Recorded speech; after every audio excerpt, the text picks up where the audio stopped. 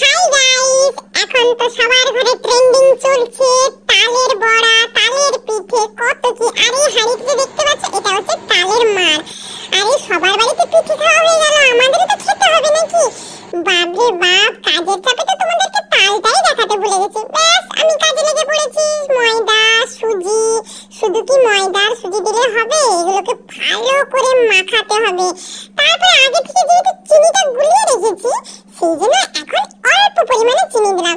আমি আর না বসে বসে কাজ করতে পারি না। ও বাপরে বাপ। তারপরে আজকে তো নারকেল ফাটানো হয়নি, তাই একটু মৌরি দিয়ে দিলাম। মৌরি দেওয়ার পর আবার ভালো করে মাখালাম। মামা, আমি একটু বাদামটা ভেজে রেখেছিলাম। বাদামটা এত বড় বড় বাদাম দিলে তো মুখে লাগবে।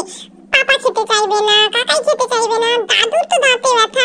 এই বাদামগুলোকে টুকরো টুকরো করে গুঁড়ো করে তাতে দিয়ে দিয়েছি। ব্যাস, সবগুলোকে ভালো করে একটা হাতা দিয়ে মাখা জাকা করলাম। তারপরে চলে এসেছি গ্যাসের কাছে। ওরে বাবারে, গ্যাসটা জ্বলছে না। দূর বাবা, না এবার জ্বলেছে। ওরে বাবারে, গ্যাসে তো তেল দিতেই হবে, কড়াইটা গরম হয়ে গেছে। তারপরে একটু একটু করে দিলাম। আমি তো ছোট্ট পারছি না, তাই একটু একটু করে দিচ্ছি। এই দেখো কত ফুলে গেছে।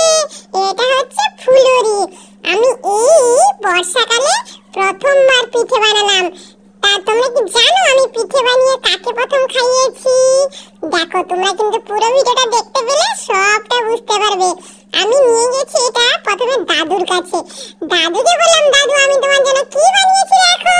দেখো, দাদু তো খেয়ে মহা খুশি। আমি আর দাদু মিলে জমিয়ে দিলাম তালের পিঠে। আর তোমাদের কেমন লাগছে জানিও তো। আর আমি এইটুকুই কত কাজ শিখে গেছি বলো তো। আমার কোনো কাজে বিরক্ত নেই। আর তোমরা ভিডিওটা কেমন লাগলো জানিও। আমি চলে গেলাম আমার ঠাম্মির কাছে। ঠাম্মিকে তো খাওয়াতে হবে, শুধু কি দাদুকে খাওয়ানো হবে? ঠাম্মিকে খাইয়েছি, দাদুকে খাইয়েছি, কাকিমাকে খাইয়েছি। আজকে তো কাকার জন্মদিন।